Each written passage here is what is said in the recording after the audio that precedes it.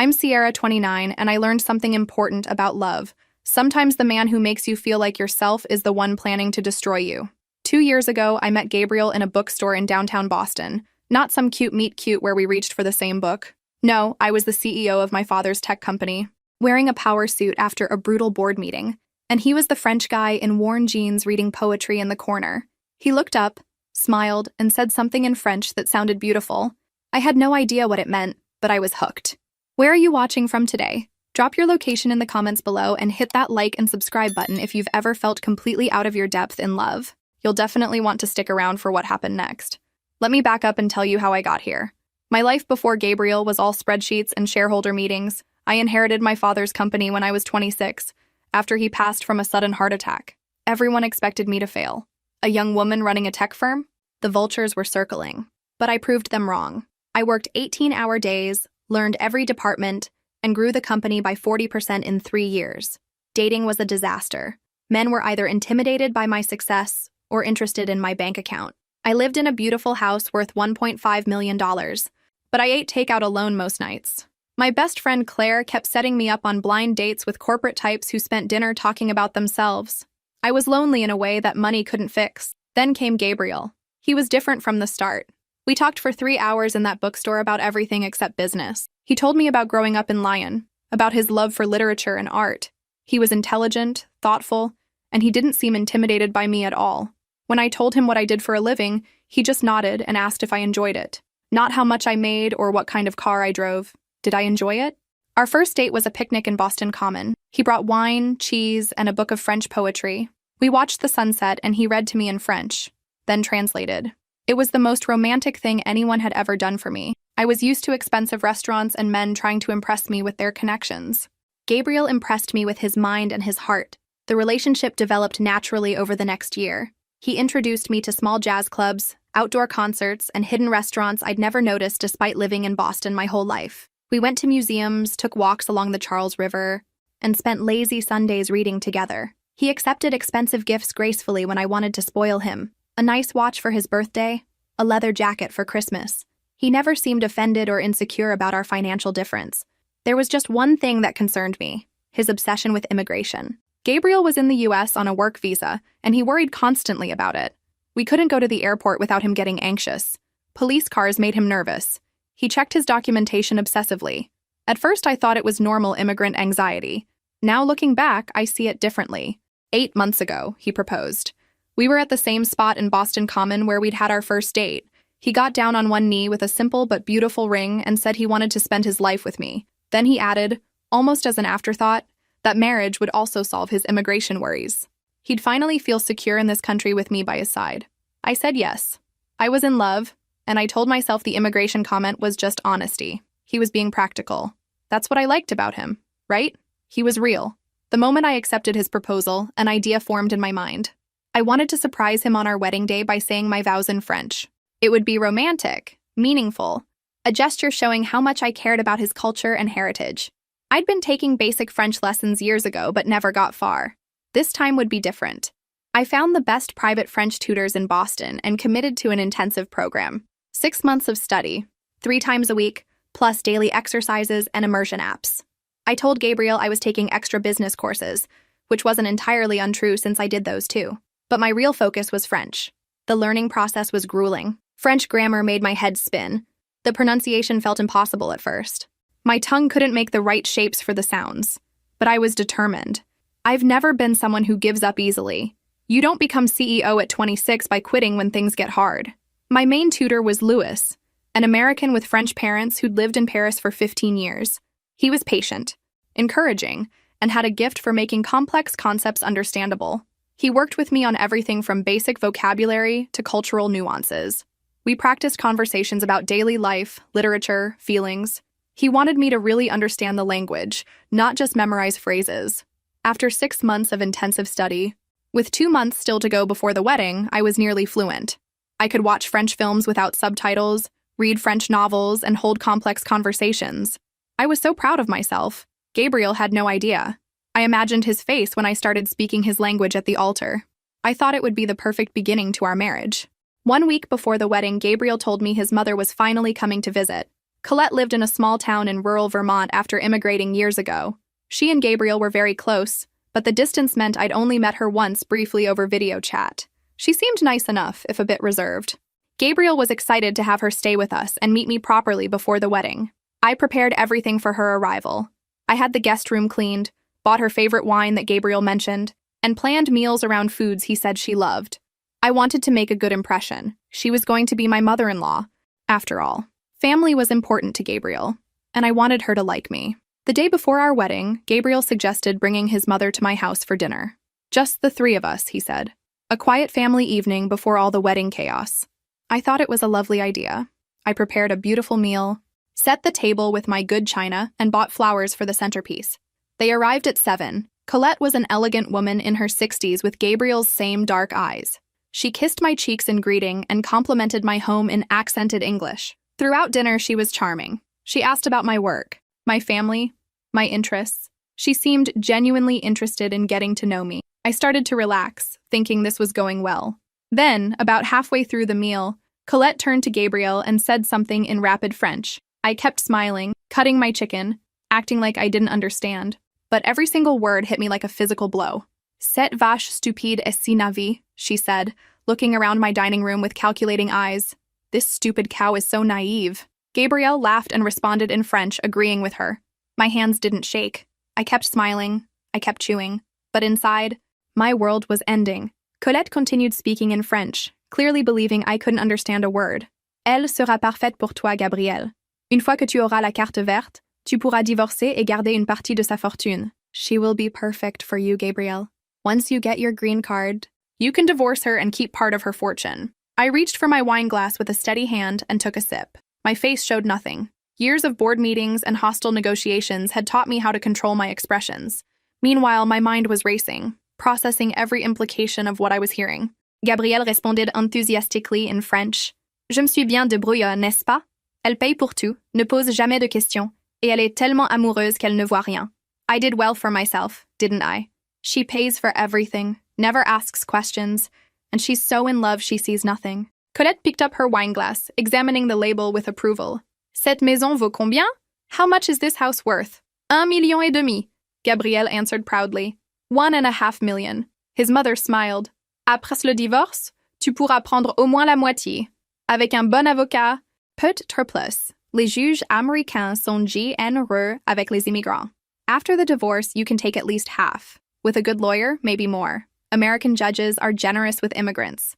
I cut another piece of chicken, chewed, swallowed, smiled, asked in English if anyone wanted more wine. Colette accepted graciously. Gabriel kissed my cheek and called me mon amour while I refilled his mother's glass. The rest of dinner passed in a blur. I heard everything they said in French. Every cruel observation about my naivety, every calculation about my assets, every joke about how easy I was to manipulate. Gabriel mentioned that I'd already put his name on my house deed as a wedding gift. I had done that last week, thinking it was romantic. Now I realized it was part of his plan all along. They discussed timing. Gabriel wanted to stay married for at least 2 years to avoid suspicion. Colette suggested 3 would be safer for immigration purposes. They talked about a woman named Isabel back in Lyon who was waiting for him. Apparently, Gabriel had a girlfriend in France who knew about this whole scheme. They laughed about how I'd bought him expensive gifts, paid for our vacation to California, and never questioned why he didn't contribute more financially. Elle pense que tu es juste un artiste pauvre avec des principes, Colette said mockingly. She thinks you're just a poor artist with principles. C'est exactement l'image que je voulais donner, Gabrielle replied. That's exactly the image I wanted to give. I served dessert, a chocolate tart from Gabriel's favorite bakery. I'd picked it up that morning, wanting everything to be perfect. They complimented it in English while continuing their French conversation about my stupidity. Finally, around 10 o'clock, Gabriel announced they should leave. He was staying at a hotel with his mother since tradition said we shouldn't see each other the night before the wedding. How romantic I had thought when he suggested it. Now I understood he probably just wanted privacy to celebrate his successful con. I walked them to the door. Gabriel pulled me close and kissed me tenderly. I can't wait to marry you tomorrow, he whispered in English. You've made me the happiest man alive. I smiled up at him. I can't wait either. Colette hugged me, her embrace warm and motherly. Welcome to our family, ma chérie, she said in her accented English. They stepped onto my front porch. Gabriel was reaching for his car keys. Colette was adjusting her scarf, and I made my decision. 2 years of my life, 8 months of planning. 6 months of secret French lessons, all leading to this moment. I spoke clearly in perfect French with the accent Louis had worked so hard to teach me. J'adore vous recevoir ce soir. Je parie que les services d'immigration aussi. I loved having you both this evening. I bet immigration services will too. The effect was instantaneous and beautiful. Gabriel froze mid-step. His keys fell from his hand and clattered on the porch. Colette's face went white, then red, then white again. They both turned to stare at me with identical expressions of horror. Quoi? Gabriel managed to choke out. What? I continued in French, enjoying every syllable. Did you really think I wouldn't understand? I've been fluent for months. Every word you said tonight I heard and understood perfectly. Gabriel tried to stammer a response. His face had gone from shocked to panicked to desperate in seconds. Sierra, please let me explain. It was just talk. We didn't mean, get off my property, I said in English now, my voice ice cold. Both of you. Right now. Sierra, you have to listen. Gabriel stepped toward me, hands outstretched. I stepped back and put my hand on the door. If either of you tries to contact me, I'll call immigration and tell them every detail about your marriage fraud scheme. I'll show them the timeline of our relationship. I'll provide documentation of your visa status. Do you understand me? Colette grabbed Gabriel's arm, pulling him toward the car. She was speaking rapidly in French, telling him to shut up, that they needed to leave immediately. For once, Gabriel listened to her. I watched them practically run to his car. Gabriel fumbled with the keys, dropping them twice before successfully unlocking the doors. They sped out of my driveway like criminals fleeing a crime scene, which, I suppose, they were. I closed the door, locked it, and stood in my foyer surrounded by the remnants of the dinner party. The beautiful table setting, the flowers, the half-eaten chocolate tart. I'd spent hours preparing everything. I'd been so excited for this evening. My phone started buzzing immediately. Gabriel calling. I declined. He called again. Declined. A text appeared. Please, Sierra, this is all a misunderstanding. Let me explain. Don't do anything crazy. I blocked his number. Then I blocked Colette's number, though she hadn't tried to contact me yet. More texts came through before the block took effect. I love you. We can fix this. Don't call immigration, please, I'm begging you. Think about what you're doing. This will ruin my life. Good, I thought. That's exactly the point. I walked through my house, looking at everything with new eyes. The photos of us together, all lies.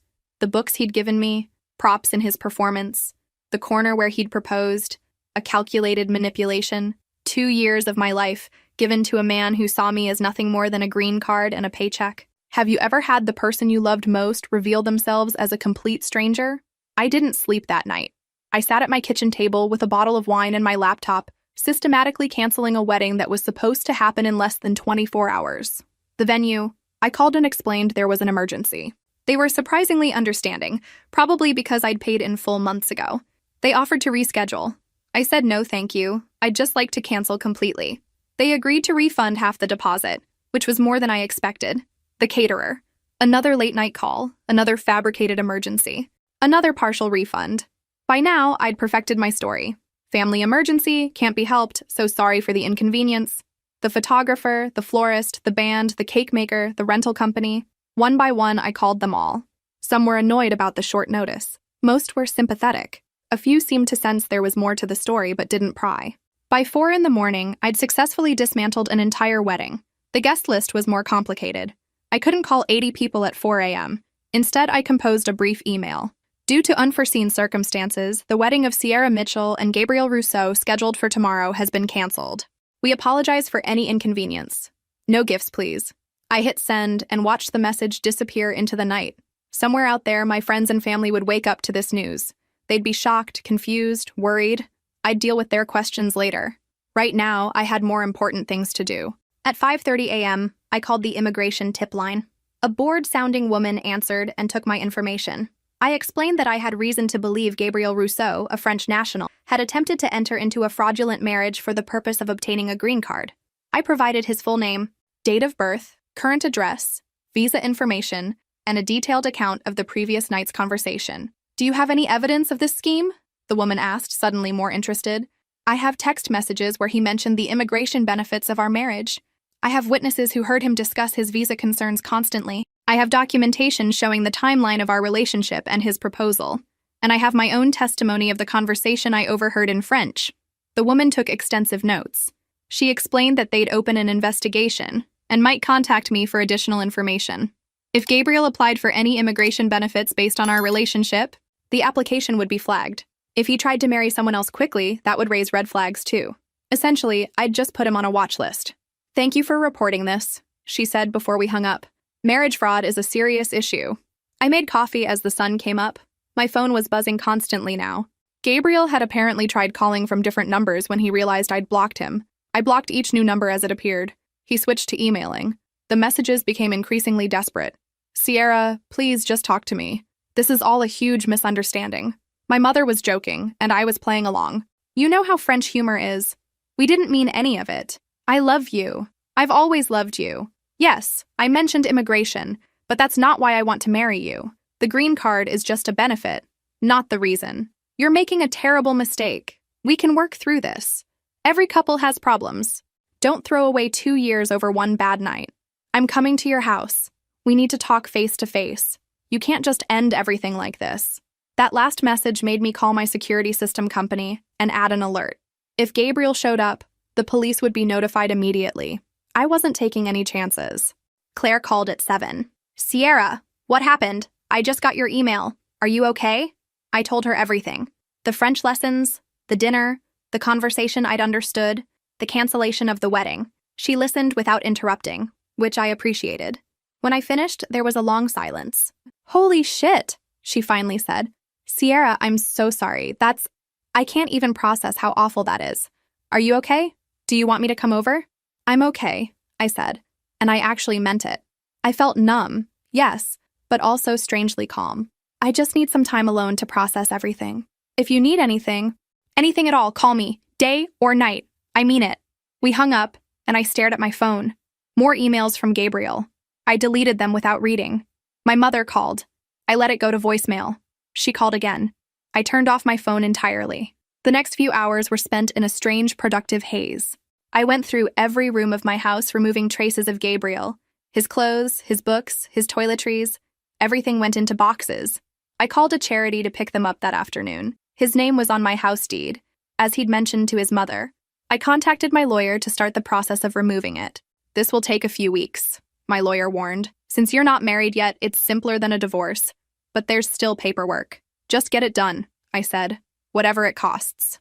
I changed my locks. I changed my security codes. I changed my garage door opener. I erased Gabriel from my life with methodical precision. Each item I boxed up, each lock I changed, each number I blocked, it felt like reclaiming something that had been taken from me. The charity came for the boxes at 2. The locksmith finished at 3. By evening, my house looked like Gabriel had never existed, except for the photos, which I couldn't bring myself to take down yet. Those could wait. I finally turned my phone back on at 8. 53 missed calls, 67 text messages, 42 emails. I didn't read any of them. Instead, I called Louis, my French tutor. "Sierra, I was worried when you missed your lesson today. Is everything all right?" I explained briefly. The wedding was canceled. The relationship was over. But I wanted to continue my French lessons.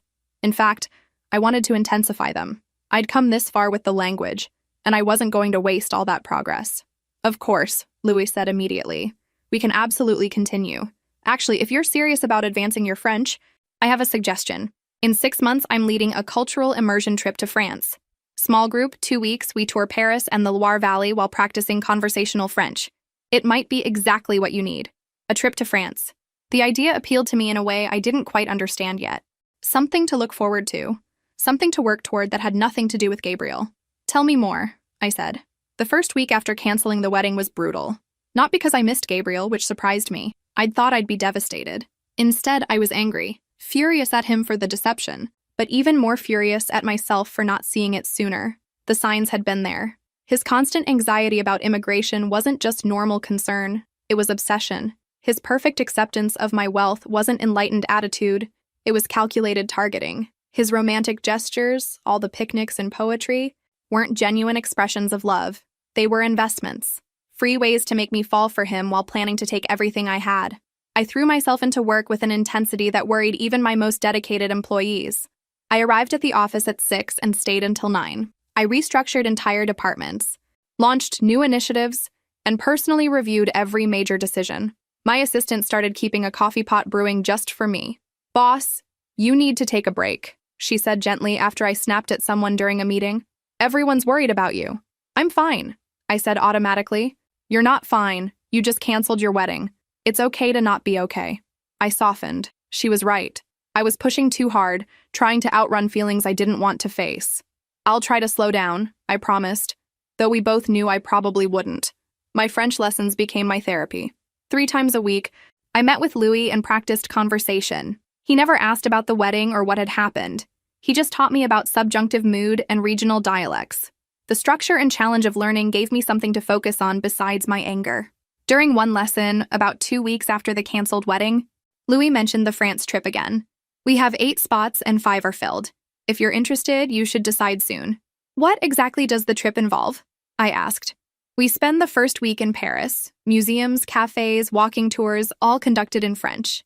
Then we take the train to the Loire Valley for the second week. Stay in a small chateau, visit vineyards, practice French with locals. It's full immersion. By the end, most people dream in French. It sounded perfect. Exactly the kind of escape I needed. Sign me up. Louis smiled. Excellent. I think you'll love it. And your French is already good enough that you'll get the most out of the experience. As I left that day's lesson, I realized something. I felt lighter. The France trip gave me something to anticipate. 6 months to prepare, to heal, to become fluent enough that I could navigate a foreign country with confidence. It was a goal that had nothing to do with Gabriel or relationships or marriage, just me, challenging myself, proving I could do something difficult. Gabriel tried a few more times to contact me through mutual friends. I shut them down immediately. I don't want to hear from him. I don't want messages from him. And if anyone gives him information about me, they're out of my life too. People quickly learned I was serious. The immigration investigation moved forward. An agent contacted me for an official interview. I met him at a federal building and gave my statement again, this time in detail with documentation. The agent was thorough and professional. This type of fraud is more common than people think, he told me. You did the right thing reporting it. He won't be able to use another American for the same scheme now. That gave me some satisfaction. At least I'd prevented Gabriel from hurting someone else the way he'd planned to hurt me. Claire finally convinced me to go out for dinner one evening about a month after the cancellation. We went to our favorite Italian place, and she ordered us both wine before I could protest. Okay, she said once we'd placed our food order. Real talk. How are you really doing? I considered the question seriously. Honestly, I'm angry more than sad. I'm angry that I was fooled. I'm angry that 2 years of my life were a lie. But I'm not heartbroken over losing Gabriel specifically. Does that make sense? Perfect sense, Claire said. You're mourning what you thought you had, not what you actually had. Exactly. And I keep thinking about little things that seemed romantic but were actually red flags. Like how he never wanted to talk about his future plans beyond getting married. Or how he'd get weird if I asked about his past relationships. Or how he discouraged me from learning French now that I think about it. He discouraged you? Claire leaned forward, interested. Not directly. But whenever I mentioned taking French lessons early in our relationship, he'd say things like, English is the global language, or I need to practice my English anyway. I thought he was being practical. Now I realize he didn't want me understanding his private conversations. Claire shook her head in amazement. The level of calculation is scary. That's what bothers me most. It wasn't a spur-of-the-moment decision or a weakness moment. This was a long-term con. He saw me as a mark from the beginning. Our food arrived, and we ate in comfortable silence for a few minutes. Then Claire asked, So what now? Are you swearing off men forever? I laughed. No, but I'm not looking either. Right now, I just want to focus on me, the company, my French, my trip to France. Maybe after that, I'll think about dating again. You're going to France? I told her about the immersion trip. Her face lit up with genuine excitement. Sierra, that's amazing. That sounds like exactly what you need. A complete change of scenery, new experiences, and you'll come back with a cool skill. That's what I'm hoping. As we finished dinner, Claire reached across the table and squeezed my hand. I'm proud of you, you know. A lot of people would have fallen apart after what you went through, but you're handling it with so much grace. I don't feel very graceful, I admitted. Trust me, you are. You're taking a horrible situation and turning it into something positive. That takes real strength. Walking to my car after dinner, I realized Claire was right. I was handling this. Maybe not perfectly, but I was moving forward instead of staying stuck in anger and betrayal. The pain was still there, but it was becoming more manageable. Less sharp, more like a dull ache I could live with. The next few months fell into a routine. Work consumed my days. French lessons filled my evenings. I started exercising again, something I'd neglected during the wedding planning. I reconnected with friends I'd lost touch with while focused on Gabriel. Slowly, piece by piece, I rebuilt my life into something that felt more authentically mine. Louis and I developed an easy friendship through our lessons. He was American, which made him easier to talk to than Gabriel had been. No visa concerns, no language barriers, no hidden agendas. Just a straightforward guy who loved French culture and teaching. We sometimes went overtime on our lessons, talking about French literature or debating the best cafes in Paris. "You've made remarkable progress," he told me during one session, about 4 months after the canceled wedding. "Your accent is nearly perfect, and your vocabulary has expanded significantly. You're going to thrive in France." "Thanks to you," I said sincerely. "You've been an incredible teacher. You've been an ideal student. You work hard, you practice, you don't give up when things get difficult. That's rare." Something in his tone made me look at him more carefully. Was he flirting? No, probably just being encouraging. I pushed the thought away. I wasn't ready to read romance into innocent interactions. But over the next few weeks, I noticed small things. The way Louis made sure to save the comfortable chair for me. How he brought my favorite tea to lessons without me asking. The way his face lit up when I walked in. The extra time he spent making sure I understood cultural nuances. One evening, as I was packing up after a lesson, he said casually, "You know, I think you're going to love the Loire Valley portion of the trip. It's my favorite part of France." "You've been many times?" "My grandparents lived there. I spent every summer there as a kid. It's where I fell in love with the language and culture. There's something magical about that region." "Tell me more," I said, settling back into my chair. He did. He told me about the chateau, the vineyards, the small villages where time seemed to stand still. He described the food, the light, the way the Loire River looked at sunset. His passion was infectious.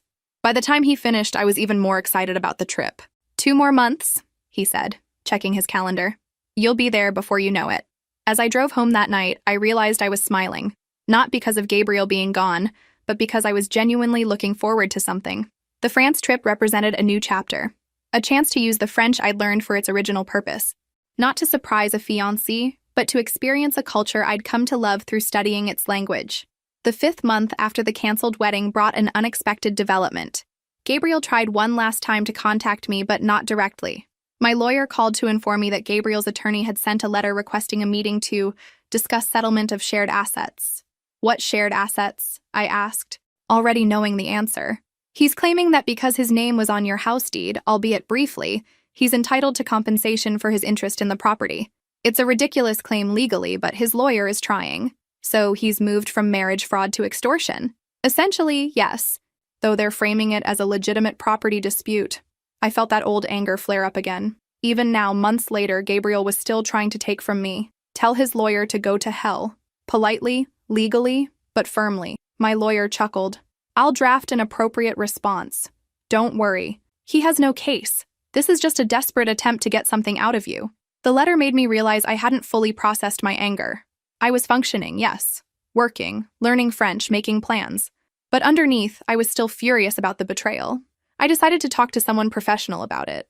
The therapist I found specialized in trauma from betrayal and deception. Dr. Chen was a calm, thoughtful woman who let me vent for most of our first session without interruption. When I finally ran out of steam, she asked a simple question. "What did this experience teach you about yourself?" I thought about it. That I'm stronger than I realized. I didn't fall apart. I took action. That's true. What else? That I need to trust my instincts better. Looking back, I had doubts about Gabriel at times, small things that bothered me, but I ignored them because I wanted the relationship to work. That's very insightful. What will you do differently in the future? Pay attention to red flags. Ask questions.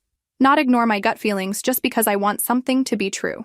Over the next few therapy sessions, I worked through the layers of emotion I'd been avoiding. The embarrassment of being fooled. The fear that I couldn't trust my judgment anymore. The sadness over losing what I thought was real love. Dr. Chen helped me understand that Gabriel's deception said everything about him and nothing about my worth. "You were vulnerable and honest," she told me. "He exploited that. Those are his character flaws, not yours." With 1 month until the France trip, my French lessons with Louis took on a different quality. We'd moved beyond grammar and vocabulary into deeper cultural discussions. We talked about French philosophy, cinema, politics. Louis challenged me to think in French, not just translate from English. During one lesson, he brought a French film for us to watch together. "We'll pause periodically and discuss what's happening," he explained. It'll help with your comprehension and colloquial expressions. The film was a romantic drama set in Paris. Beautiful cinematography, complex characters, sophisticated dialogue. About halfway through, there was a scene where the main character discovered her partner had been lying to her. The betrayal was raw and real. I felt my throat tighten. Lewis paused the film. You okay? Yeah, just hits close to home, I guess. He nodded, understanding without needing details. We can watch something else if you prefer. No, it's fine. Actually, it's good. Cathartic, maybe. We continued watching.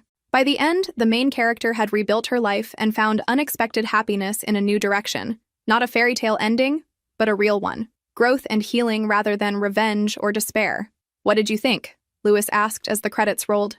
I think she made the right choices. She didn't let the betrayal define her future. Agreed, though it must have been incredibly difficult. The hardest things usually are. There was a moment of comfortable silence. Then Lewis said, You know, I really admire how you've handled everything. You could have given up on French after what happened, but you didn't. You turned something painful into something meaningful. French wasn't the problem, I said quietly. Gabriel was. True. But still, it would have been understandable to want to distance yourself from anything connected to him. French isn't connected to him anymore. It's mine now. Something I did for myself. Louis smiled. That's a healthy perspective. As our lesson ended, he handed me an information packet about the France trip. Final details. We leave in 4 weeks. I think you're going to have an amazing time. I looked at the itinerary with growing excitement.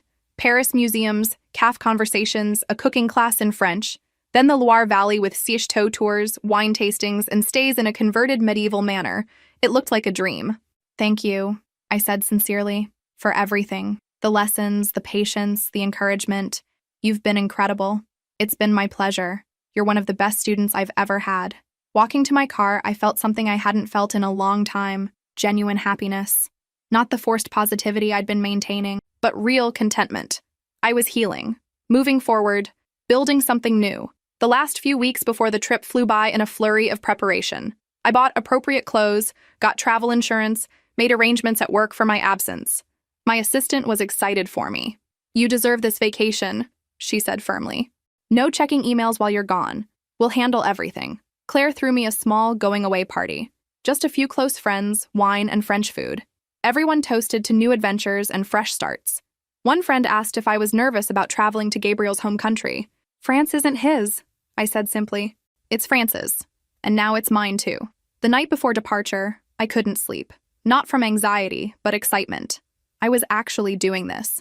Flying to France, immersing myself in the language and culture, challenging myself in new ways. A year ago, I'd been planning a wedding to a man who didn't love me. Now I was planning an adventure that was entirely my own. I thought about Gabriel briefly, wondered where he was, what he was doing, but the thoughts held no power anymore. He was just a person I used to know, someone who'd taught me painful but valuable lessons. I didn't wish him well, but I didn't wish him harm either. I just didn't care. My phone buzzed with a text from Louis. Ready for tomorrow? Don't forget your comfortable walking shoes. We'll be covering a lot of ground in Paris. I smiled and texted back. Ready. See you at the airport. The flight to Paris was long but uneventful. I sat next to an older woman from our tour group named Patricia, who taught English at a community college. We chatted in a mix of English and French, laughing at our mistakes and helping each other with pronunciation. What brought you to French? She asked as we flew over the Atlantic. It's a long story, I said, but the short version is I wanted to challenge myself and learn something completely new. Good for you. I've been studying for 5 years and still feel like a beginner sometimes. Louis says that feeling never completely goes away. Even native speakers learn new things. Louis is a wonderful teacher, isn't he? So patient and enthusiastic. I agreed. And we spent the rest of the flight practicing conversational French about travel, food, and our expectations for the trip. We landed at Charles de Gaulle Airport in the early morning. Despite the jet lag, I felt energized as we collected our luggage and met the rest of the group. There were 8 of us total. Me, Patricia, a retired couple from Oregon, 2 sisters from Texas, and a young man named Marcus who worked in international business. Louis greeted us with genuine warmth, speaking in French from the first moment. Bienvenue Paris, welcome to Paris. For the next 2 weeks, we'll be speaking primarily French. Don't worry about making mistakes. That's how we learn. The hotel was in the Marais district, a charming neighborhood with narrow streets and historic buildings. My room was small but perfect, with a window overlooking a courtyard. I showered, changed, and met the group for our first activity, a walking tour of the neighborhood conducted entirely in French. Louis was in his element.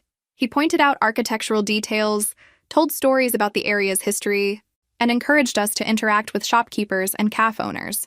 My French held up beautifully. I ordered a coffee without hesitation, asked for directions in a bookstore, and chatted with an elderly man feeding pigeons in a small park. "Your accent is remarkable," Louis said during a break. "People might actually think you're French." "That's the nicest compliment you could give me." "It's well earned. You've worked incredibly hard." That afternoon, we visited the Louvre. Louis had arranged a private tour in French focusing on lesser-known works. I was overwhelmed by the beauty, the history, the weight of centuries of art surrounding us. Standing in front of a Delacroix painting, I felt tears prick my eyes. Not from sadness, but from joy. I was here, in Paris, understanding and appreciating all of it in a language I'd taught myself. The first week passed in a wonderful blur. We visited museums and monuments, took a boat cruise on the Seine, attended a play at a small theater, and ate at restaurants where I confidently navigated menus and conversations with waiters. Every evening, our group gathered for dinner and discussed the day's experiences in French. I was surprised by how comfortable I felt, how natural the language was becoming. Louis and I often ended up walking together between locations. He'd point out details I might miss, suggest cafes to try on my own time, and share personal anecdotes about his experiences in France. He was easy to talk to, intelligent, and genuinely interested in my thoughts on everything from architecture to politics. One evening, after the group had dispersed following dinner, Louis asked if I wanted to walk along the Seine. "There's a beautiful view of Notre Dame I'd like to show you," he said. We walked in comfortable silence, the city glowing around us. When we reached his viewpoint, I understood why he'd wanted to share it.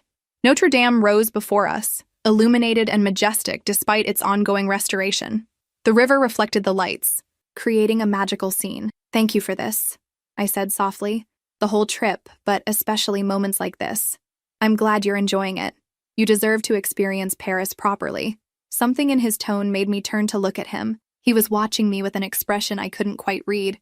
Affection? Interest? Before I could analyze it further, he spoke. "Sierra, I should probably tell you something. I've enjoyed our lessons over the past months immensely, and not just as a teacher. I find myself looking forward to seeing you in a way that's probably not entirely professional." My heart skipped. "Louis, I know the timing might not be right," he continued quickly. "You've been through a difficult experience, and you might not be interested in anything romantic. But I wanted to be honest. I like you, as more than a student." I took a breath, processing his words. Did I feel the same way? Looking at him standing there, vulnerable and honest, I realized I might. The comfort I felt with him, the joy in our conversations, the excitement when I saw him, it was more than just teacher and student. "I like you too," I admitted. I wasn't sure if I was reading things correctly or projecting. He smiled, relieved. "So I haven't completely misread the situation?" "No, you haven't. But you're right about the timing. I'm still processing everything that happened with Gabriel. I don't want to rush into something new before I'm ready." "I understand. I'm not asking for anything immediate. I just wanted you to know how I feel. And that when you are ready, if you're interested, I'd love to explore this further. I appreciate your honesty and your patience." We stood there for a moment, the awkwardness of the confession fading into something warmer. Then Louis said, "Should we head back? We have an early start tomorrow." As we walked to the hotel, I felt something shift inside me. Not love, not yet, but possibility, hope, the beginning of something that might, with time, become meaningful. The second week of the trip took us to the Loire Valley. We traveled by train, watching the landscape change from urban to rural, cities giving way to vineyards and fields. The chateau where we'd be staying appeared like something from a fairy tale. Honey-colored stone, turrets, surrounded by gardens. "This is incredible," Patricia breathed as we pulled up the drive. "Wait until you see inside," Louis promised. He wasn't exaggerating. The chateau had been converted into a small hotel, but retained all its historical charm. My room had a four-poster bed, antique furniture, and windows overlooking rose gardens. I felt like I'd stepped into another century. That evening, Louis organized a wine tasting in the chateau's cellar. A local vintner taught us about Loire Valley wines in French, and I surprised myself by understanding nearly everything. The wines were excellent, the company was warm, and I felt more relaxed than I had in months. As the week progressed, Louis and I continued to connect. We'd have coffee together in the mornings before the group activities, talking about everything and nothing. He told me about his childhood, split between America and France, never quite feeling fully part of either culture. I shared my experiences running the company, the challenges of being young and female in a male-dominated industry. "You're remarkably strong," he said one morning as we sat in the Chateau's garden. "What you've built, what you've overcome, it's impressive. I don't always feel strong. Sometimes I feel like I'm barely holding it together. That's what strength is, though. Continuing, even when it's hard." On our last night in France, the group had a farewell dinner at a local restaurant. We toasted to new friendships, improved French, and unforgettable experiences. I looked around the table at people who'd been strangers 2 weeks ago and now felt like friends. I looked at Louis, who'd been my teacher and was becoming something more. After dinner, Louis and I walked through the small village near the Chateau. The streets were quiet, lit by old-fashioned lanterns. We found a bench near a fountain and sat, neither of us quite ready for the evening to end. "This trip has been transformative," I said quietly. "I came here thinking I was just learning French and seeing France, but it's been so much more than that." "How so?" "I've rediscovered myself. The person I was before Gabriel, but better, stronger, more confident, more open to possibility." Louis reached for my hand, his touch gentle. "I'm glad. You deserve all the good things coming your way." I looked at our joined hands, then up at his face. "When we get back home, I'd like to explore this. Us. If you're still interested." "I'm definitely still interested. I can't promise it'll be easy. I'm still healing, still figuring things out, but I'd like to try. That's all I'm asking for. A chance." He leaned in slowly, giving me time to pull away if I wanted. I didn't want to. Our kiss was soft, tentative, nothing like the passionate intensity I'd had with Gabriel. This was different, honest, real, a beginning rather than a performance. When we pulled apart, I was smiling. "We should probably head back." "Probably," he agreed, but neither of us moved. We sat there for a while longer, holding hands, talking quietly about the future, about continuing my French studies, about his upcoming teaching schedule, about maybe taking another trip to France together someday. Plans built on genuine interest and authentic connection rather than hidden agendas. Flying home the next day, I looked out the window at the clouds and reflected on the past 6 months. I'd gone from planning a fraudulent wedding to discovering a meaningful connection, from being betrayed to being genuinely happy, from feeling like Gabriel's mark to feeling like my own person. I thought about Gabriel briefly and felt nothing. No anger, no pain, no regret. He was just someone who'd been in my life and taught me what I didn't want. What I did want was sitting 3 rows ahead of me on the plane, probably reviewing his teaching materials for the upcoming semester. Louis turned around and caught my eye, smiling. I smiled back, and in that moment, I knew I was going to be okay. Better than okay. I was going to thrive. Back in Boston, reality hit faster than jet lag. I had a company to run, emails to answer, and apparently a romantic situation to navigate. Fun times. Louis and I agreed to take things slow, which in retrospect sounds like what every emotionally damaged person says right before they absolutely do not take things slow. But we genuinely tried. Our first official date was coffee at a cafe near my office. Nothing fancy, just conversation without the excuse of French lessons between us. "So," I said, stirring my latte, "we should probably discuss the elephant in the room." "Which elephant?" "There are several." I appreciated that he could joke. "The fact that 6 months ago I was engaged to a con artist, and now I'm sitting here with you. Some people might call that a rebound." Louis considered this seriously. "Are you worried that's what this is?" "Honestly, a little. I don't want to hurt you by using you to get over Gabriel. And I don't want to fool myself into thinking I'm ready when I'm not. Those are fair concerns." He took a sip of his espresso. "Here's what I think. We're both adults. We both know the situation. If we go into this with open communication and realistic expectations, we can handle whatever comes." Very rational. I'm a very rational person, clearly. Most irrational people declare their feelings while standing by the Seine. He laughed. "Fair point. That was uncharacteristically impulsive for me." We decided on ground rules. Honesty above all else. No rushing into anything serious. Regular check-ins about how we were feeling. And most importantly, if either of us felt it wasn't working, we'd say so directly rather than letting things drag on. This is possibly the most mature approach to dating I've ever attempted, I admitted. Same. Usually I just panic and hope for the best. Over the next few weeks, we fell into an easy pattern. Dinner once or twice a week, sometimes at restaurants, sometimes at my place where I'd cook. We continued French conversation practice because why waste perfectly good bilingual skills? We went to movies, art galleries, and once to a horrible experimental theater production that we both hated but pretended to appreciate until we got to the parking lot and burst out laughing. "That was awful," Louis said, still chuckling. "Terrible. Why did we sit through the whole thing?"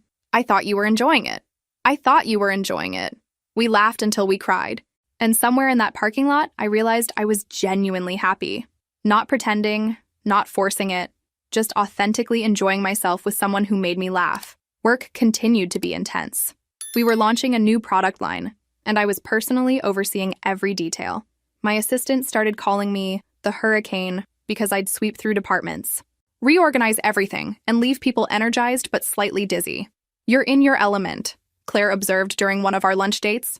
"I haven't seen you this focused and alive in years. It feels good to be building something, creating value, making decisions that matter. How are things with Louis?" I smiled. "Good, really good. He's patient, funny, and completely drama-free. It's almost suspicious how normal and healthy this relationship is." "You deserve normal and healthy." "I'm not sure I know how to do normal and healthy. My entire romantic history has been either boring or catastrophic." "Then learn." "You learned French in 6 months. You can learn healthy relationships." She had a point.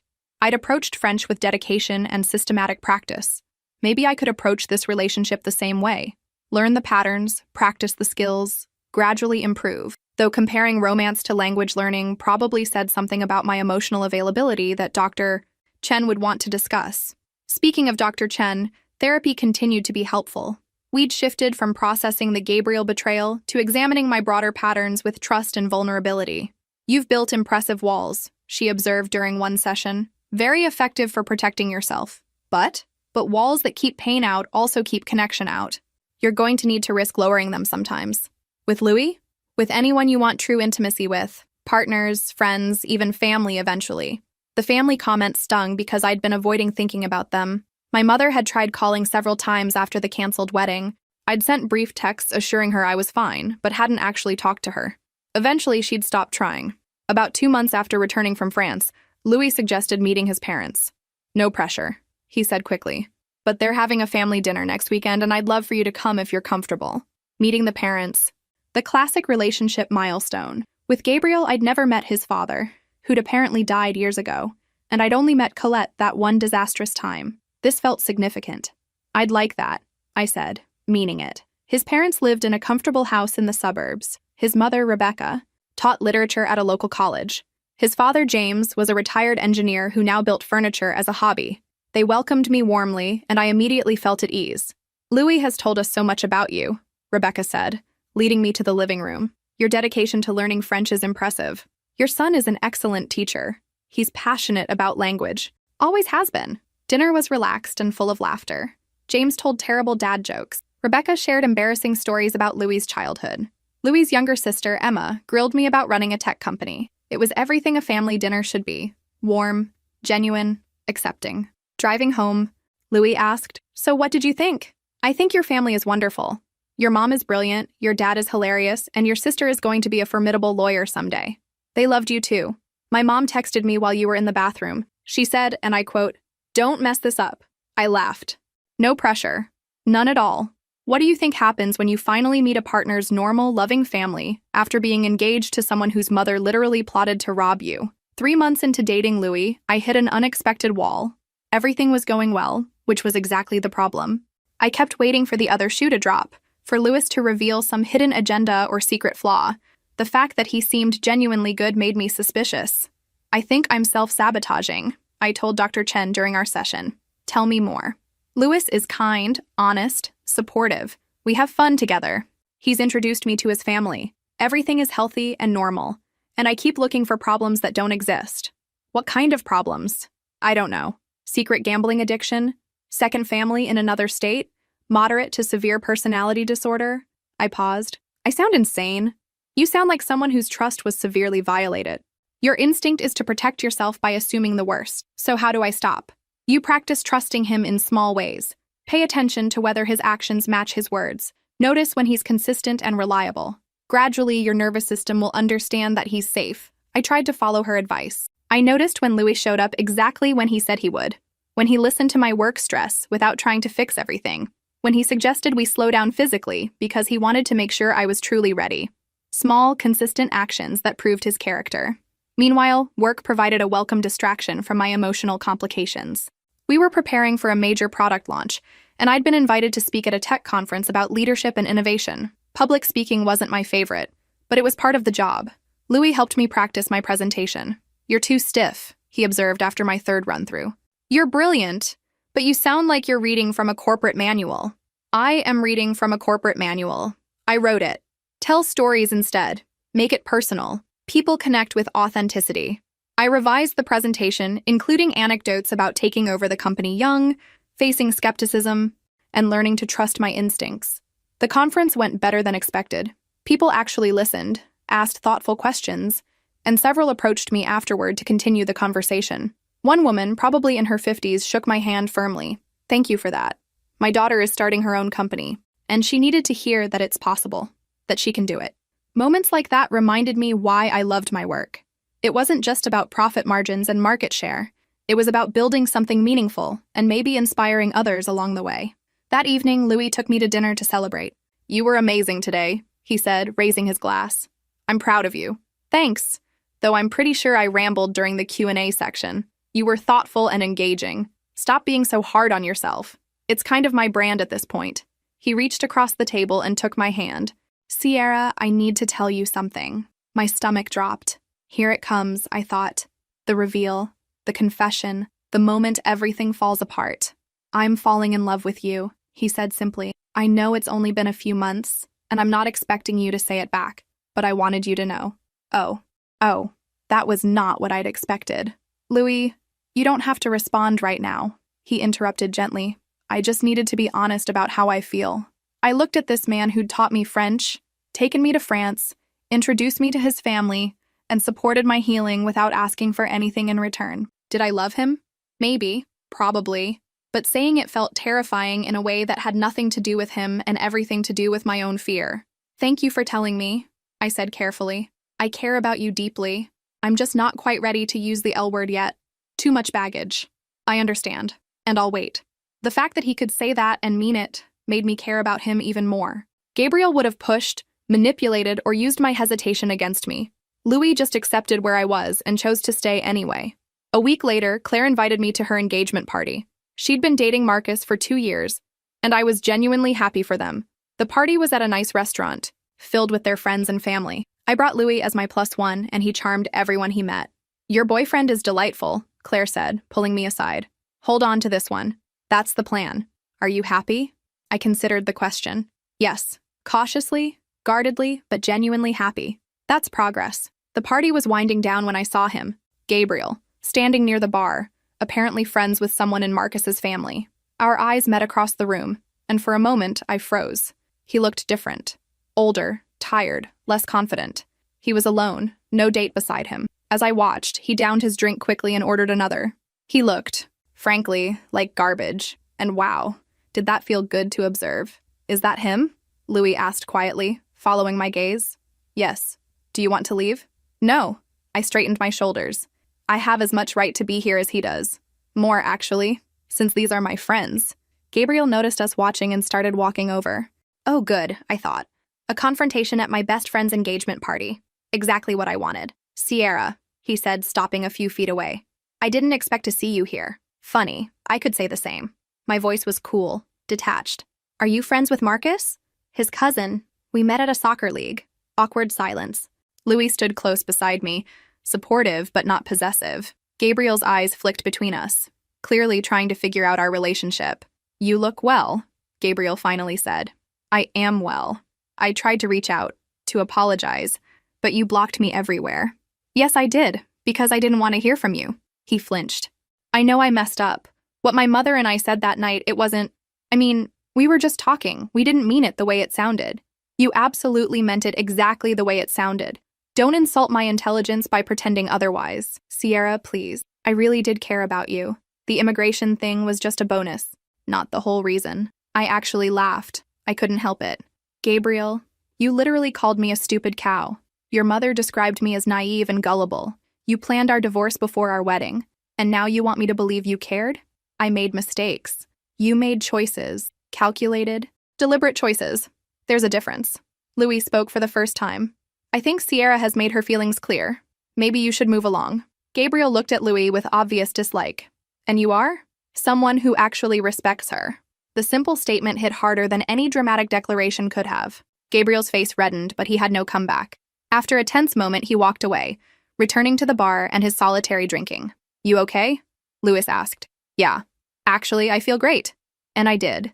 Seeing Gabriel again, diminished and alone, had been oddly freeing. He had no power over me anymore. Just a guy I used to know who'd made terrible choices and now lived with the consequences. We stayed at the party another hour, dancing and celebrating with Claire and Marcus. By the time we left, I'd almost forgotten Gabriel was there. Almost, but not quite. Sometimes the best revenge is living well. And I was definitely living well. 4 months into our relationship, Louis asked if I wanted to take a trip together. Just the two of us. No tour groups or structured activities. A real vacation. "Where were you thinking?" I asked. "California. I've always wanted to see Big Sur, and there are some beautiful coastal towns we could explore." "That sounds perfect." We planned the trip for the following month, booking a rental house overlooking the ocean. I was excited, but also nervous. A week together would be intimate in ways we hadn't yet experienced. No distractions, no separate homes to retreat to. Just us. The week before the trip, my mother called. I almost didn't answer, but something made me pick up. "Sierra, honey, I know you've been avoiding me, but I'm your mother and I'm worried about you." "I'm fine, Mom." "Are you? Because you canceled your wedding, blocked everyone associated with Gabriel, and from what I hear, you're dating someone new already." "That doesn't sound fine." I took a deep breath. Trying to stay calm. Gabriel was using me for a green card and my money. I overheard him and his mother discussing their plan. That's why I canceled the wedding. Silent. Then, "Oh my God, Sierra. I had no idea." I didn't tell anyone the details. It was humiliating enough without broadcasting it. "Honey, that's not your fault. He deceived you. You were a victim." "I wasn't a victim, Mom. I was someone who made a mistake and then corrected it. There's a difference." We talked for another 20 minutes. She asked about Louis, about work, about my life. It wasn't a complete reconciliation, but it was a start. Maybe Dr. Chen was right about gradually letting people back in. The California trip exceeded all expectations. The rental house was beautiful, perched on a cliff with panoramic ocean views. We spent days hiking, exploring small towns, eating at local restaurants, and talking about everything. Louis told me about his divorce in his late 20s, how it had made him cautious about relationships. I shared more details about my childhood, about taking over the company, about the pressure I'd always felt to prove myself. One evening, we were sitting on the deck watching the sunset. Louis had his arm around me, and I felt completely at peace. "I could get used to this," I said. "Same, though I'm not sure I could afford a house with this view. We could split it. If we ever decided to do something crazy like move in together." He looked at me with surprise. "Are you saying you'd want to?" "Eventually, maybe. I don't know." I laughed at my own uncertainty. "I'm not good at this. The whole being vulnerable and planning a future thing. You're better at it than you think." He kissed the top of my head. "And for the record, eventually and maybe are good enough for me. We have time." That night, things between us shifted to a new level of intimacy. It felt right in a way nothing had with Gabriel. This was built on trust and genuine affection rather than performance and manipulation. Afterward, lying in Louis' arms, I felt something click into place. A sense of rightness I hadn't known I was missing. "I love you," I said quietly into the darkness. Louis pulled me closer. "I love you too." Simple words, but they meant everything. The rest of the trip was blissful. We were in that honeymoon phase where everything felt magical.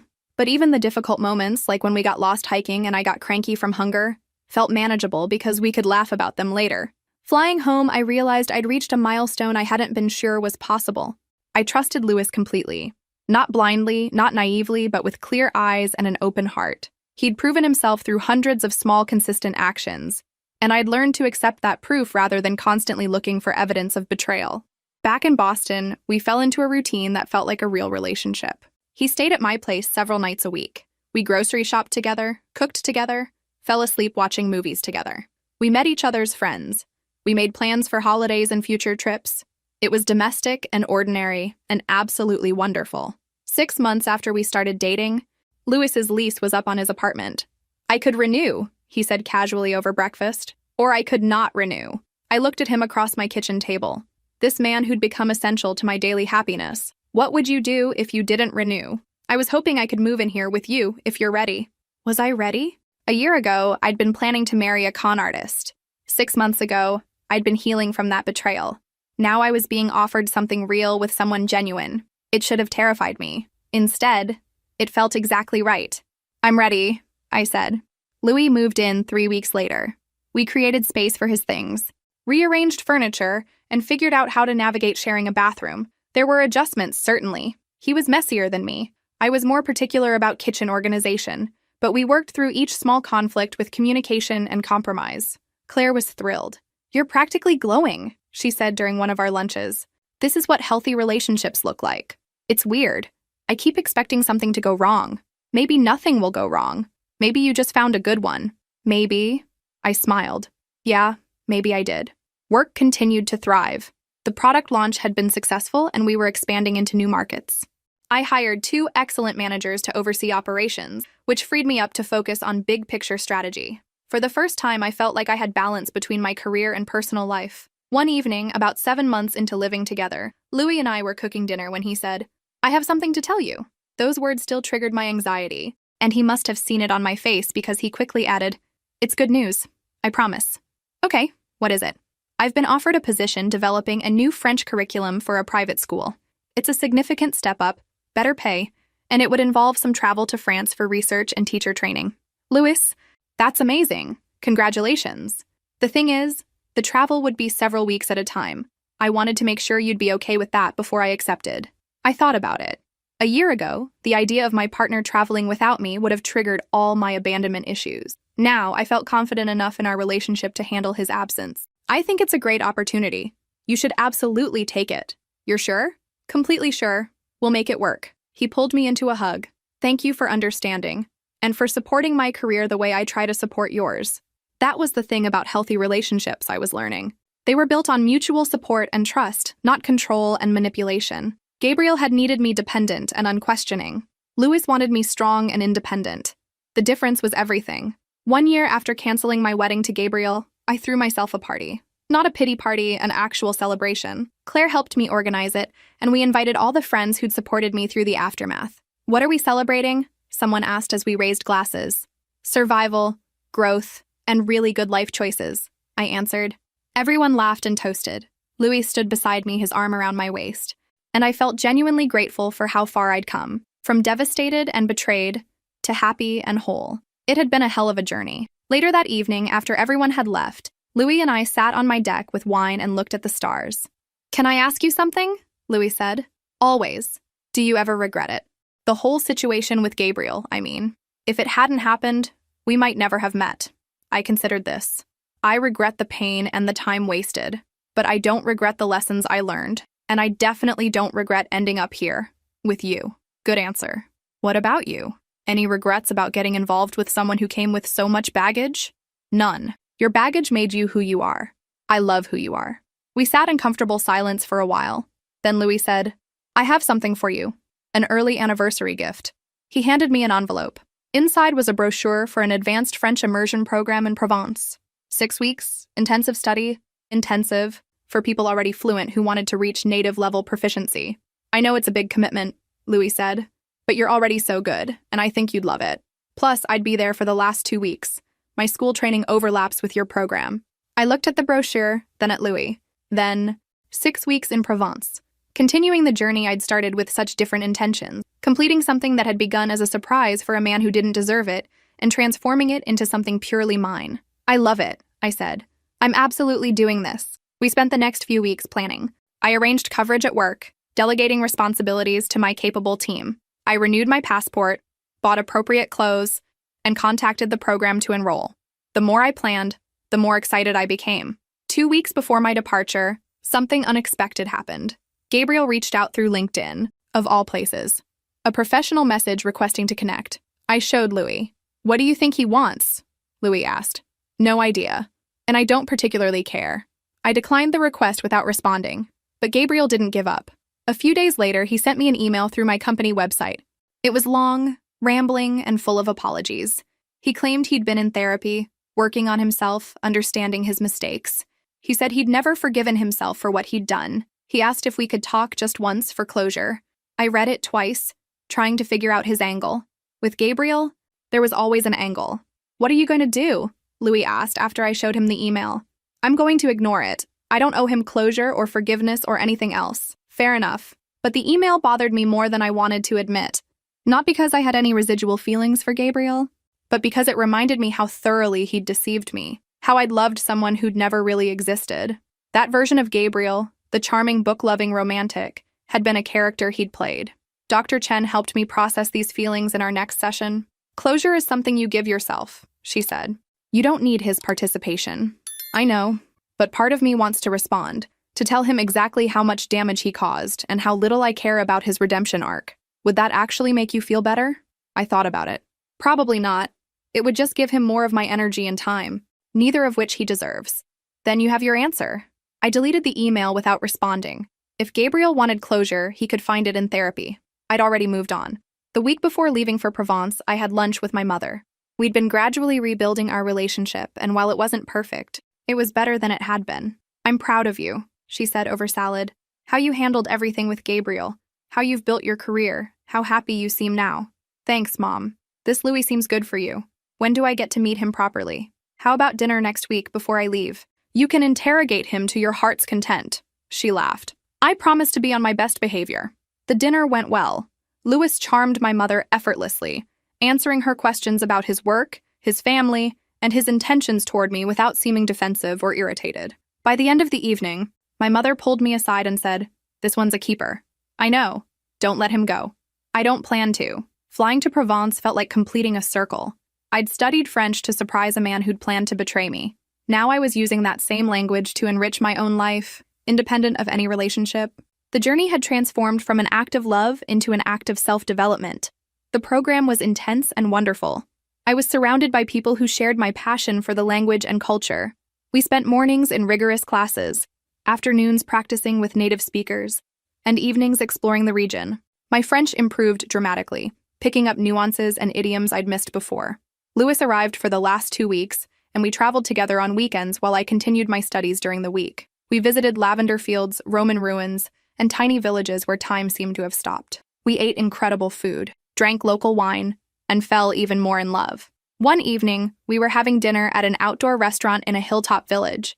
The view was spectacular, the food was perfect, and Louis was looking at me with an expression I couldn't quite read. "What?" I asked, smiling. "I'm just happy. Right here. Right now, I'm completely happy." "Me too." He reached across the table and took my hand. "Sierra, I know this might seem fast, and you can absolutely say no, but I need to ask you something." My heart started racing. Was he going to propose? We'd only been together a year. That felt too soon after everything with Gabriel. "Will you marry me?" Oh God. He was proposing? In France? At a romantic restaurant? While I was having a mild panic attack? Louis? Wait, let me finish. I know you might not be ready. I know marriage is complicated for you after Gabriel. But I love you, and I want to build a life with you. If you need time, I'll wait. If you want a long engagement, that's fine. I just need you to know that I'm serious about us, about our future. I looked at this man who'd been patient with my healing, supportive of my goals, and genuine in every interaction. Did I want to marry him? The thought didn't fill me with dread or anxiety. Instead, I felt ready. "Yes," I said. "Yes, you need time," or "Yes, you'll marry me." "Yes, I'll marry you." His face broke into the biggest smile I'd ever seen. He came around the table and kissed me while the other diners applauded. He slipped a simple, beautiful ring on my finger, and I felt tears streaming down my face. Happy tears this time. "I can't believe you're proposing in France," I said, laughing and crying simultaneously. I thought it was fitting. This is where we first told each other I love you, where we became truly us. He was right. France had become our place, not mine and Gabriel's. Another thing I'd reclaimed and transformed. We spent the rest of the evening making plans. A small wedding, just close friends and family. Maybe next year. No rush. Probably in Boston, though Provence would always hold a special place in our hearts. Everything felt right in a way nothing had with Gabriel. This was built on truth and trust, not deception and desperation. Planning a wedding for the second time was surreal, especially since I was doing it with actual joy this time. No elaborate productions, no trying to impress anyone, just a celebration of genuine love. Claire was my maid of honor again, and she found the whole situation hilarious. At least this time, you're not secretly learning his language to surprise him at the altar. I already know French, so that mystery is solved. What are you going to do? Surprise him by learning Italian? Please. I'm done with surprise language learning. Too much pressure. We decided on a fall wedding in a small vineyard outside Boston. About 50 guests. Elegant, but intimate. Louis's family was involved in the planning, which was a new experience for me. His mother had opinions about flowers, and his sister had ideas about music. But unlike with Gabriel, where his family would have been plotting to rob me, this felt like being welcomed into something warm and supportive. 6 months before the wedding, Louis's job sent him to France for a month-long training program. I missed him intensely, but also appreciated having time to work on wedding details and focus on my company. One evening while he was gone, I was working late at the office when I got a call from an unknown number. I almost didn't answer, but something made me pick up. "Sierra, it's Colette, Gabriel's mother." I froze. "How did you get this number? I need to speak with you. It's important. Gabriel he's not doing well. That's not my problem. Please, just give me 5 minutes." Against my better judgment, I stayed on the line. Colette explained that Gabriel had fallen into depression after our relationship ended. He'd lost his job, his visa had been denied, and he was facing deportation back to France. She wanted to know if I'd be willing to provide a character reference or perhaps reconsider the immigration report I'd filed. "Let me make sure I understand," I said slowly. "You want me to help the man who planned to marry me for a green card, take my money, and then divorce me? The man whose mother called me a stupid cow? We made terrible mistakes. But Gabriel is my son, and he's suffering." "Good. Sierra, please." "No.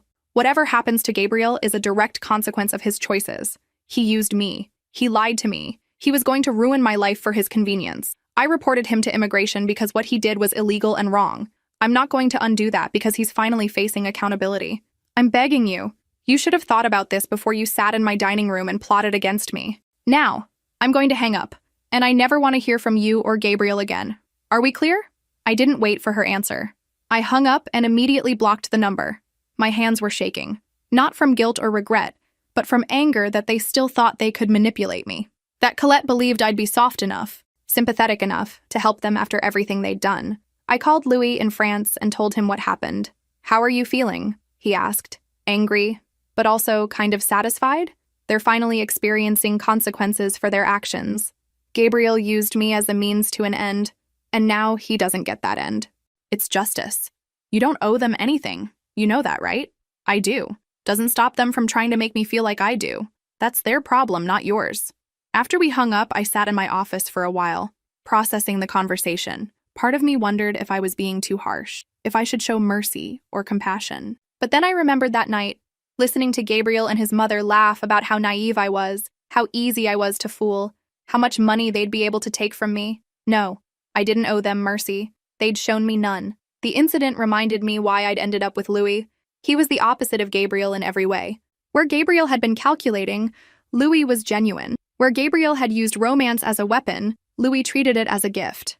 Where Gabriel had seen my success as something to exploit, Louis celebrated it as something to admire. When Louis returned from France, we threw ourselves into final wedding preparations. We wrote our vows together, wanting them to be personal and meaningful. Mine focused on trust, healing, and building something real together. His focused on patience, partnership, and choosing each other every day. 2 months before the wedding, we had our final cake tasting. The baker brought out 6 different options, and we sampled them all with the seriousness of people making a life-altering decision. "The chocolate is amazing," I said, "but the vanilla bean is classic," Louis countered. "We could do tiers, chocolate and vanilla bean, or we could get both and have 2 separate cakes." The baker smiled. "You two are very sweet together." "We try," Louis said, taking my hand.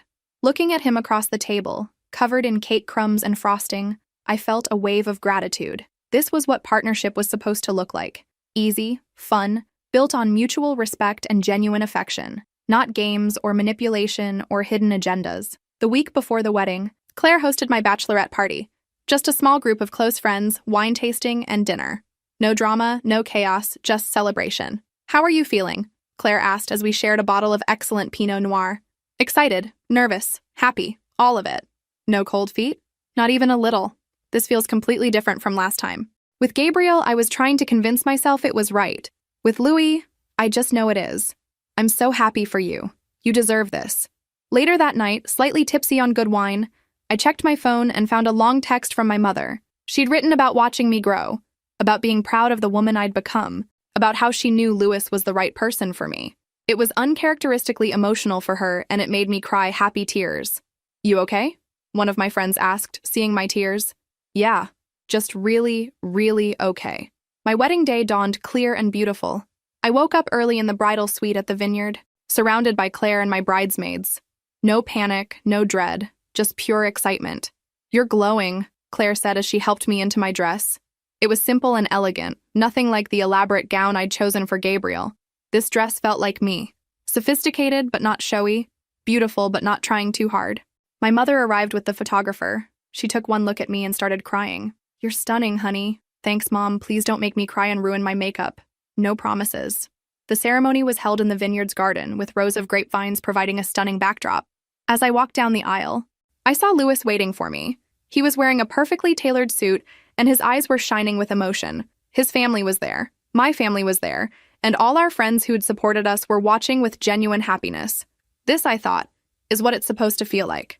The ceremony itself was perfect.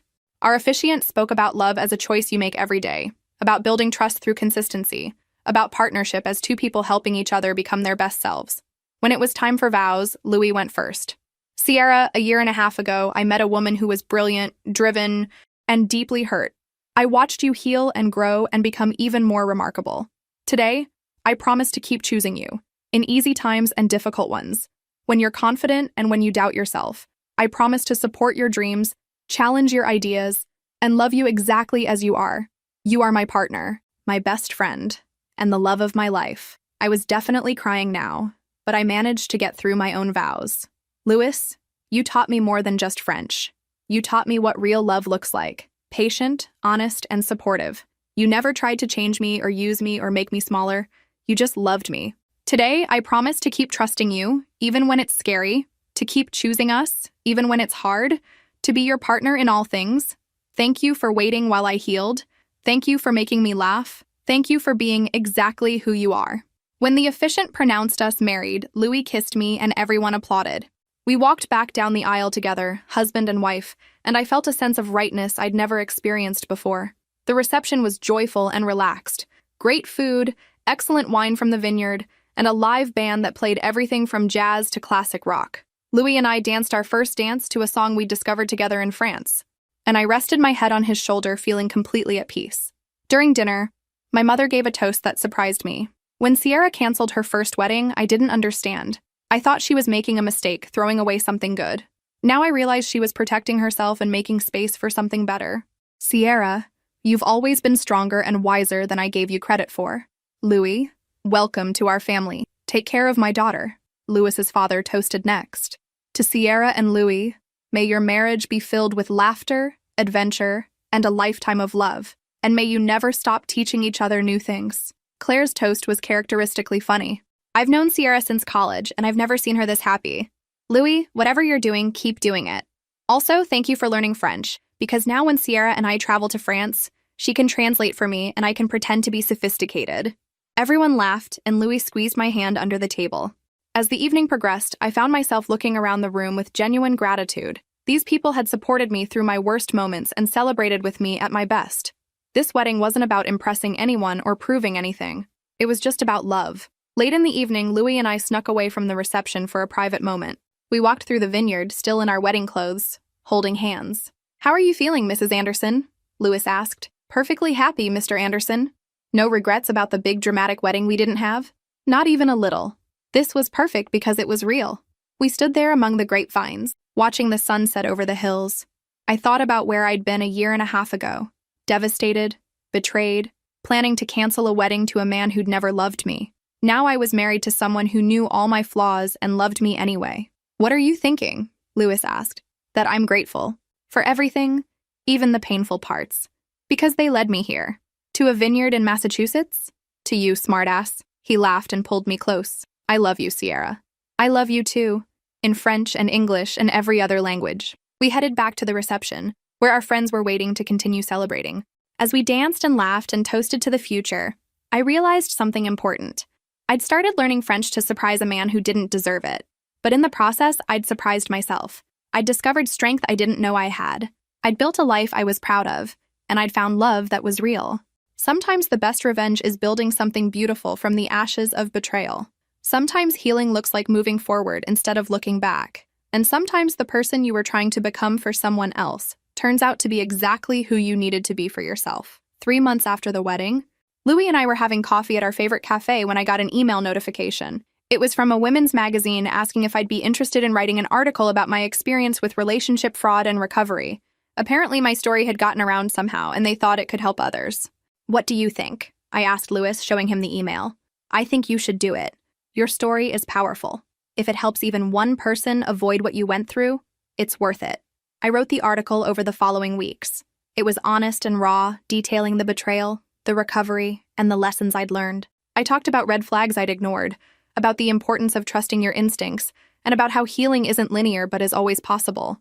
The article was published 3 months later and went viral.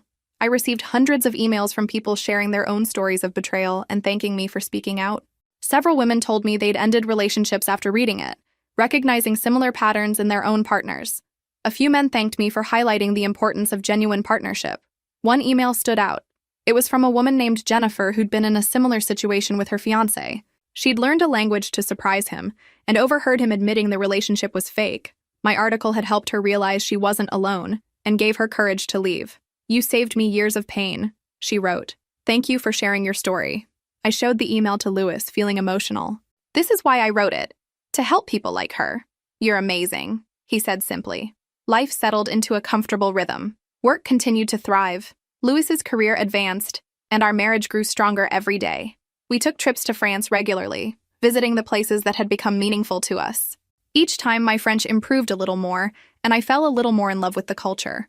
On our first anniversary, Louis surprised me with a gift: enrollment in an advanced translation program. "I know you love French," he said, "and I thought maybe you'd enjoy learning to translate professionally, just as a side project. Something for you." I was touched by how well he knew me. "That's perfect. Thank you." That evening, we had dinner at the same restaurant where he'd proposed. As we toasted to our first year of marriage, I reflected on the journey that had brought us here, from that devastating dinner with Gabriel and his mother to this moment of genuine happiness and love. "What are you thinking about?" Lewis asked. "Just how far I've come. How different my life is now compared to what I thought it would be. Better or worse? So much better. I thought I knew what love was with Gabriel, but I had no idea. What we have, this is real love." Agreed. Though I have to say, I'm grateful to Gabriel in a weird way. How so? If he hadn't been a complete fraud, you might have married him, and then I never would have met you. I laughed. That's a very generous way to look at it. I prefer to think that the universe was just correcting a massive error. That works too. As we finished dinner and walked hand in hand back to our car, I thought about the woman I'd been on that terrible night when I discovered Gabriel's betrayal. She'd been strong enough to confront him, smart enough to protect herself, and brave enough to start over. I was proud of her, and I was proud of the woman I'd become since then. Learning French had started as a romantic gesture for someone who didn't deserve it, but it had become something so much more. A symbol of my resilience, a doorway to new experiences, and ultimately, a path to real love. Not bad for a few years of verb conjugations and pronunciation practice. "Want to know something funny?" I asked Louis as we drove home. "Always. I almost gave up on French after everything with Gabriel. I almost decided the whole thing was tainted and I should just quit. I'm glad you didn't. Me too. Because if I had, I never would have continued lessons with you. Never would have gone to France. Never would have fallen in love with an actual good human being who happened to teach French. So what you're saying is, I owe my marriage to your stubbornness?" Exactly. My stubbornness and Gabriel's spectacular failure as a human. We both laughed, and I realized I could joke about it now. The pain had transformed into something else. A story I could tell, a lesson I could share, a reminder of my own strength. If you've ever been betrayed by someone you loved, if you've ever felt stupid for trusting the wrong person, if you've ever wondered whether you'll recover from heartbreak, let me tell you, you will. Not immediately, not easily, but you will. And sometimes, when you least expect it, you'll find something better than what you lost. Something real, something honest, something that makes all the pain worth it. That's what I found. And that's what I wish for anyone who's ever had their heart broken by someone who didn't deserve it in the first place. If this story resonated with you, make sure to like and subscribe. Your support helps me continue sharing these difficult but important life lessons. Thank you for listening, and remember, sometimes the best revenge is living well. Really, really well. Preferably while speaking fluent French and married to someone who actually loves you. Life has a funny way of working out when you stop accepting less than you deserve and start building something that actually makes you happy. Gabriel taught me what I didn't want. Louis showed me what I did. And French? French became mine. All mine. And nobody can take that away.